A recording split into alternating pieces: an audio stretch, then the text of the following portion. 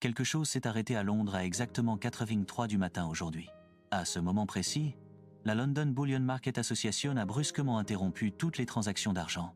Pas mise en pause, pas examinées, arrêtées en vertu d'une autorisation d'urgence, indéfiniment. Et en quelques minutes, tous les principaux teneurs de marché ont disparu. Ce n'était pas de la maintenance. Ce n'était pas un contrôle réglementaire. Ce n'était pas une panne temporaire. C'était une défaillance structurelle totale.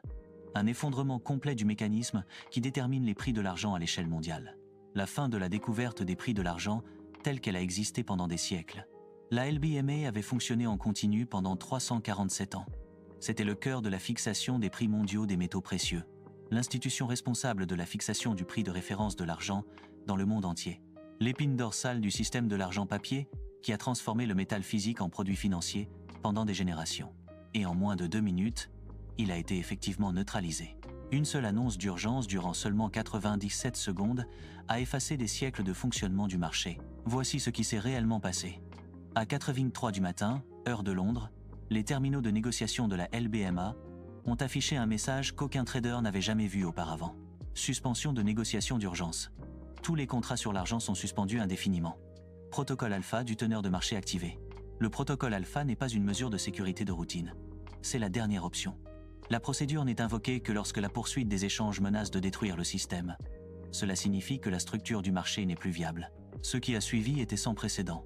À 4h26 du matin, JP Morgan Chase, le plus grand teneur de marché de l'argent sur la planète, a annoncé son retrait immédiat et total de toute activité LBMA sur l'argent. Pas une réduction, pas une reconfiguration, une sortie complète. Leur déclaration était brève et dévastatrice.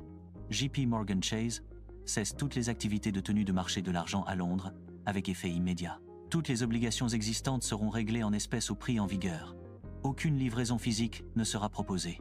Goldman Sachs a suivi 5 minutes plus tard à 4h30. Et messieurs, toutes les activités de tenue de marché de l'argent ont cessé avec effet immédiat. Aucune explication. Aucune date de réouverture.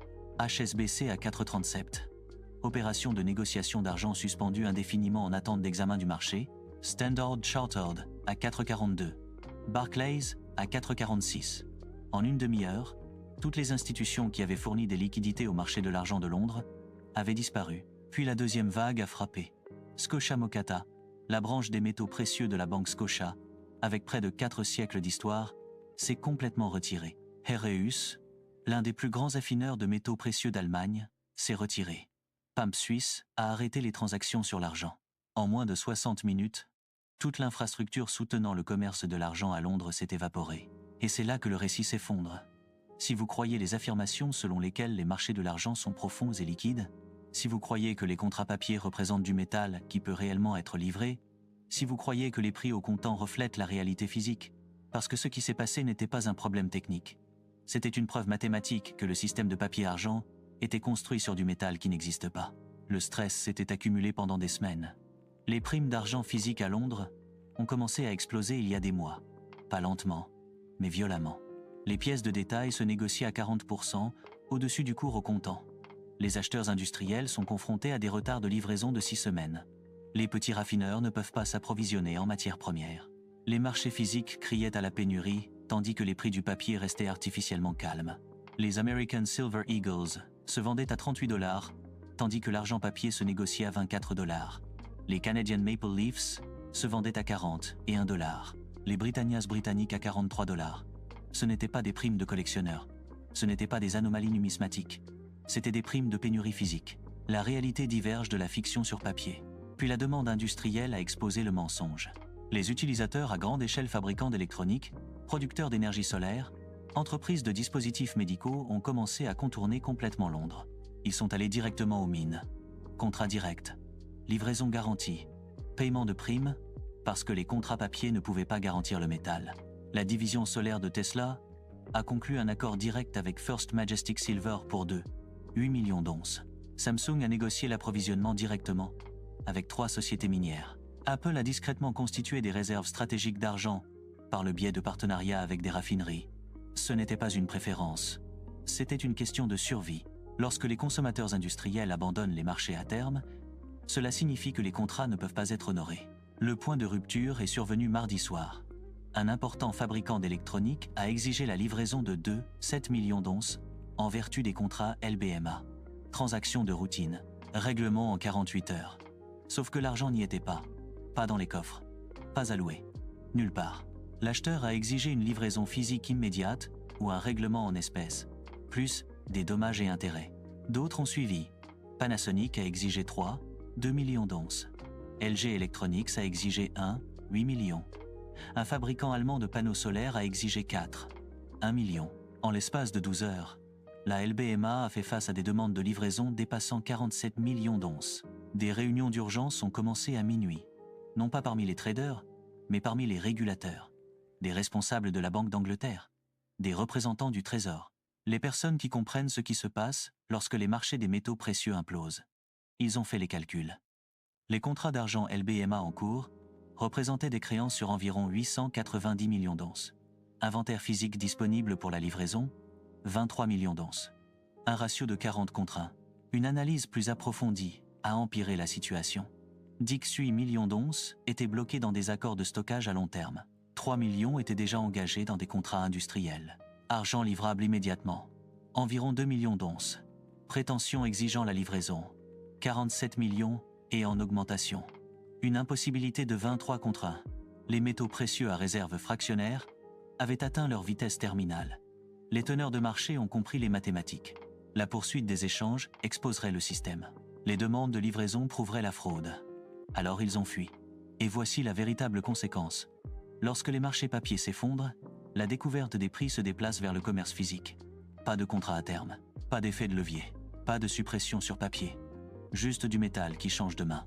En quelques heures après la suspension, les prix de l'argent physique se sont détachés des cotations de la LBMA. Les transactions réelles se sont conclues avec des primes massives. Les acheteurs industriels ont commencé à surenchérir les uns contre les autres. À midi, heure de Londres, l'argent physique se négociait 67% au-dessus des prix du papier. Le soir, 89%. À minuit, les transactions se sont compensées à des niveaux autrefois considérés comme impossibles. C'est une véritable découverte des prix. Les sociétés minières refusent désormais de vendre leur production future en dessous de 75 $ l'once. Les contrats industriels supposent un argent à 85 $ dans les 6 mois. Et la contagion se propage. Les négociants en or exigent une vérification des stocks. Les marchés du platine sont confrontés à des retards de livraison. Les utilisateurs de palladium signalent des pénuries. Si l'argent était une fiction de réserve fractionnaire, qu'en est-il de l'or? Les teneurs de marché se retirent plutôt que d'expliquer. Mieux vaut partir que d'affronter l'exposition. Londres pourrait perdre son rôle de plaque tournante mondiale des métaux précieux. Non pas à cause de la réglementation, mais à cause de la preuve. La preuve que le métal n'était jamais là. La découverte des prix se déplace vers les marchés physiques. Mines, raffineries, fabricants. La transition sera chaotique. La tarification artificielle est détruite. Les chaînes d'approvisionnement sont perturbées. La production solaire est limitée par la disponibilité des métaux. Les coûts de l'électronique augmentent. La fabrication médicale est limitée. Chaque industrie découvre que les prix bas du papier cachaient une réalité coûteuse. Mais ce chaos est le retour de la réalité. C'est ainsi que les métaux étaient échangés pendant des milliers d'années. Véritable offre, véritable rareté, véritable prix. La suspension de la LBMA a marqué la mort des métaux précieux papier. Définitivement, l'argent physique s'est séparé du papier pour toujours. L'offre et la demande ont remplacé la manipulation. Les mathématiques rendent l'inversion impossible. Les teneurs de marché se sont enfuis car rester signifiait l'insolvabilité. Le capital sort des promesses sur papier pour entrer en possession physique maintenant, avant que la conversion ne devienne impossible. Car lorsque les systèmes papier meurent, le métal disparaît dans l'usage industriel. Les retardataires se retrouvent avec des contrats qui ne livrent rien. L'avertissement est clair. Londres a arrêté le négoce de l'argent parce que la continuation exposerait la fraude. Les teneurs de marché se sont enfuis parce que la livraison était impossible. La divergence des prix le prouve. L'argent papier est fini. L'argent physique fixe désormais le prix. Et l'argent n'est que le commencement. L'or est le prochain. Ensuite, le platine. Puis chaque métal déformé par l'effet de levier du papier, le dénouement a commencé. La réalité remplace la fantaisie. Les mathématiques écrasent la manipulation. Quelque chose s'est terminé à Londres ce matin. Tout est sur le point de commencer ailleurs.